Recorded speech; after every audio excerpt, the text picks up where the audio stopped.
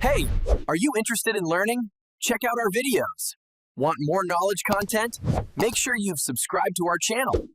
Most people who start learning Kubernetes don't get stuck because it's hard. They get stuck because one word keeps confusing them again and again. Pod. You hear pod everywhere. Pod crashed, pod running, pod scheduled. And you start thinking, I know Docker containers, but what is this pod thing, and why is Kubernetes obsessed with it? Let me explain this slowly. First, one honest truth. Kubernetes does not run containers directly. Yeah, I know, that sounds strange, because everyone says Kubernetes is a container orchestration tool. It is, but it never touches containers directly. Kubernetes only understands pods. So what is a pod, really? A pod is not a container, and it's also not a virtual machine. A pod is like a small environment created to run containers together. Now think about real applications. Containers don't live alone. They need networking, they need storage, sometimes they need helper processes. Kubernetes wanted a way to say, these things belong together. They should start together, they should stop together, they should live together. That grouping is called a pod.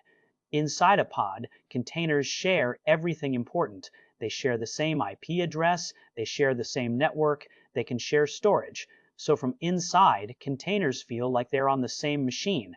This is why Kubernetes schedules pods, not containers. When Kubernetes decides where to run something, it doesn't say, run this container.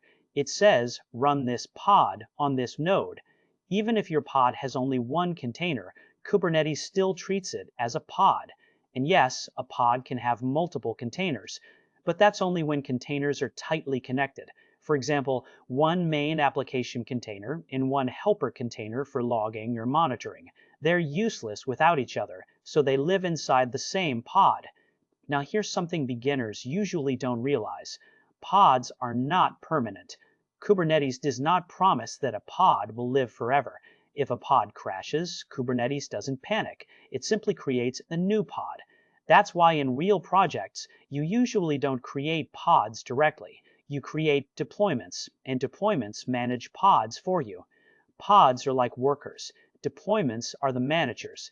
If Kubernetes is feeling overwhelming right now, that's normal. If you are completely new and want to start from basics, I already have a full Kubernetes playlist on this channel, from zero concepts to practical understanding. You can start there. I'll put the link in the description. Once this pod concept clicks in your mind, Kubernetes suddenly becomes less scary.